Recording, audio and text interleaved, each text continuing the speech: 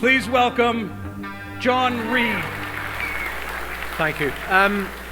Someone called Steve Kane the first ever punk rock president of a major label. And, you know, I think it holds. He certainly was, and he still is to this day. For Steve, the weekend begins here means a temporary hiatus in his day-to-day battle of protecting artists' rights, managing relationships with great characters as diverse as Ray Daniels and Bruce Allen, and trust me, that's a tough one. Delivering Warner Music a result every quarter, keeping Randy Lennox, Graham Henderson, Shane Carter apart and on the piste, all against the backdrop of the biggest and fastest change in consumption of music certainly in history. So the weekend begins here for Steve. It begins a retreat and an escape to Debbie and the kids, Matilda and James, and then on to his basement where he keeps a Scotch whisky collection, a jukebox and 15,000 plus records. For those of you who still wonder who buys physical records, Steve spends his Saturdays, every Saturday, on a pre-planned route and comes home. He goes to every music store in the city just about and comes home with a dozen pieces plus of music every week to add to that collection. He washes vinyl, God knows why. I mean, he's a proper nut. His musical taste is impeccable, and from experience I can tell you that he never ever allowed commerce or business sense to get in the way of his view of what a hit record should be. So ask him about the Spice Girls sometime. Steve's a Scotsman. He's a Scotsman that probably typifies that nation more than any I know. They say the Scots are forthright and honest, stubborn and courageous, social and friendly, particularly after a Scotch or two, and with a great and practical appreciation for all the arts. I think it really does define Steve. He left Scotland, came here, went to school here, attended Trent University where he edited the college fanzine, ran the radio station, ran a record store, and then left, made a left turn again, and went and started work at that great indie of the day, IRS Records. In the following 10 years, he managed to move from, check this out for your career, for our CV, from IRS to Virgin EMI to Polygram, back to Virgin, to Polygram again, and then on to Warner Music. For some reason he stayed there. I guess Sony never wanted him, but it's good news for Warner's. He's been there since 2002 or so. That vinyl collector that is Steve Kane walked into a company that only had one computer terminal in the branch office. Far from everyone had an email address, and you wonder why the industry struggled to deal with Napster at the time. He's done a great job since of modernizing, managing the company through 3 sets of owners and the different agendas they bring. A couple of them are here tonight. The technological revolution has affected our business for all of us so deeply. He's a staunch advocate of copyright reform. He's not scared to make tough decisions. His people will tell you that they believe he always has their back. He isn't scared to throw himself under the bus for them or his artists. He really does believe in Canadian talent. So let's hear from some of these people now. China, the Chinese chicken, you have a drumstick and your brain stops sticking. My first memory of Steve Kane is actually not meeting him, but seeing him at the back of the Horseshoe. Always. He's just a genuine fan of music. He's one of those guys who actually likes and listens to music. He comes in and he buys 4, 5, 6 CDs, a book, maybe a box set, and always the latest issue of Mojo magazine. He's just always been so supportive and encouraging without being controlling. He's such a huge supporter of artists and artists, you know, being able to get what they deserve. Gives a shit about rock and roll. He cares that musicians get paid. He's honest, he's hardworking, he inspires all those that spend time with him. And he was a big fan of The Clash and a lot of bands that we respect, and that went a long way with us. He cares. He wants, you know, the world to hear about Canadian music. He wants Canadians to hear about Canadian music. He has acts internationally and domestic that have done tremendously well by sales accounts, but I think he's just building a legacy as as a good person to work with. To have someone believe in you and what you're doing in this business is very, very important. We've always felt a sense of family, and Steve's the head of that family.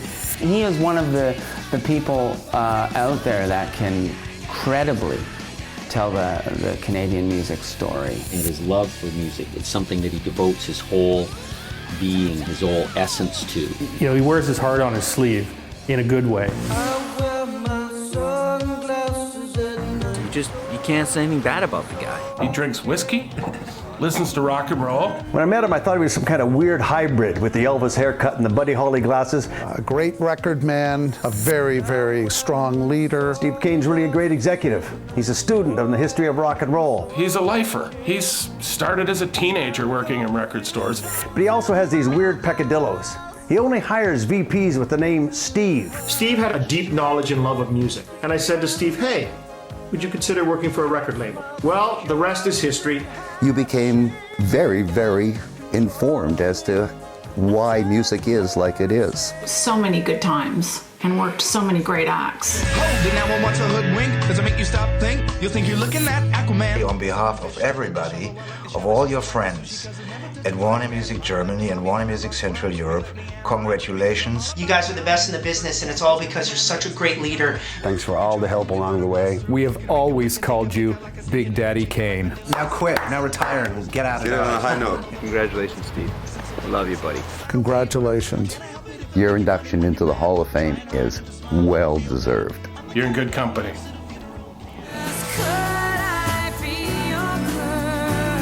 You are one of the most charismatic, hardworking, funny, good complexion, great hygiene record people that I've ever met. You got that award they give all the old guys when they hang in long enough.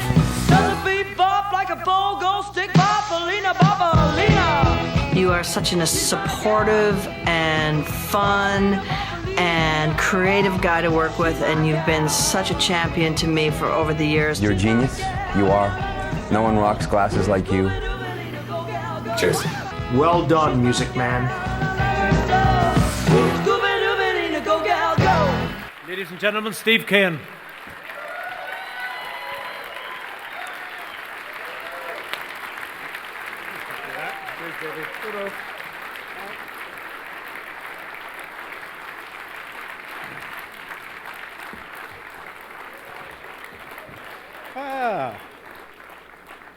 Well, that was nice.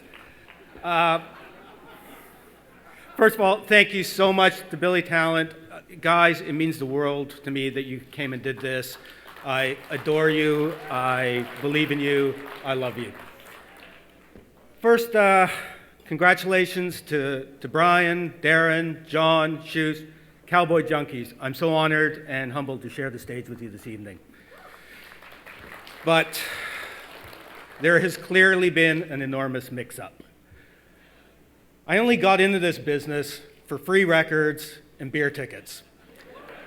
I didn't think it was going to be a career, and I certainly didn't expect to be standing here in front of a room full of people that I have such respect for, receiving this very special honor. All for doing something that I truly, truly love. So thanks to Neil Dixon, CMW, the kind folks who thought me worthy of this award.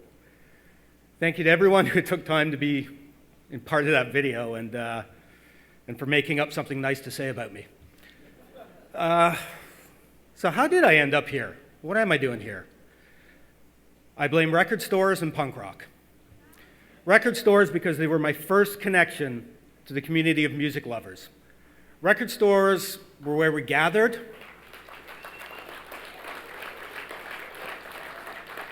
It's where we traded tips.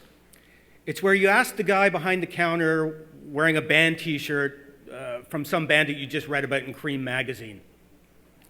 You asked them, what was that you were just listening to? Those shops were and are temples of cool. They're filled with secret messages just waiting for your ears to come in and decode them. And the truth is that as a kid, my ambition to be in the music business went no further than than to get a part-time job at Star Records in Oshawa. The punk rock ethos said that we could and should be participants, not just observers, not just an audience. So if you couldn't sing or play an instrument, well, that was no big deal. You could organize gigs, you could publish a fanzine, you could get a show on campus radio, all of which I'm glad that I did, because it showed me that there was a way that I could champion music and artists that I thought more people should hear. In the past 25 years, I've had the pleasure of working with some of the greatest artists in the world, but nothing brings me more satisfaction or pride than being part of a team that gives Canadian artists a chance to shine.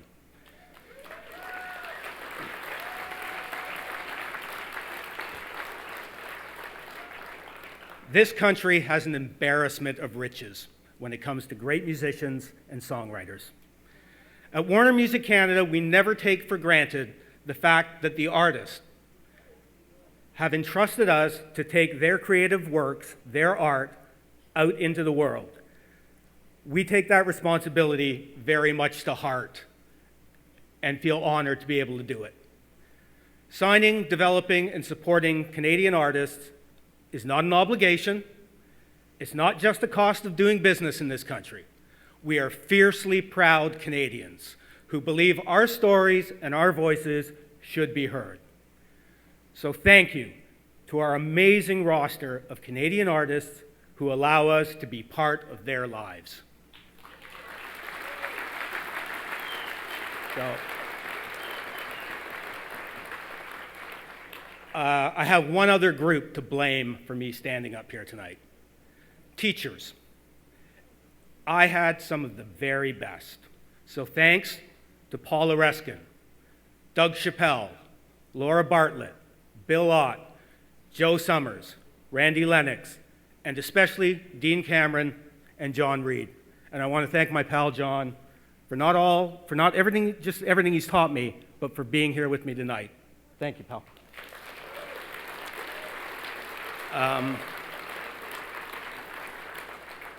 I also want to just say a thank you to friends and colleagues who traveled far and wide to be here with me tonight. I so much appreciate it. Carol McDonald, Cameron Strang, Stu Bergen, Torsten Luth, John Esposito, Michael Nance, and one of the Sig Sigworth, and one of the greats of our industry, my friend Mr. Seymour Stein.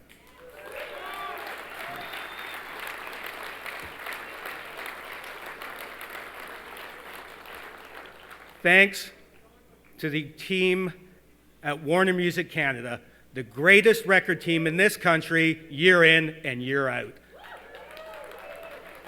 I love coming to work every day with you guys. And last but not least, to my truly amazing wife, Debbie Ricks, and the loves of our lives, Matilda and James. Thank you, everybody. Have a great night.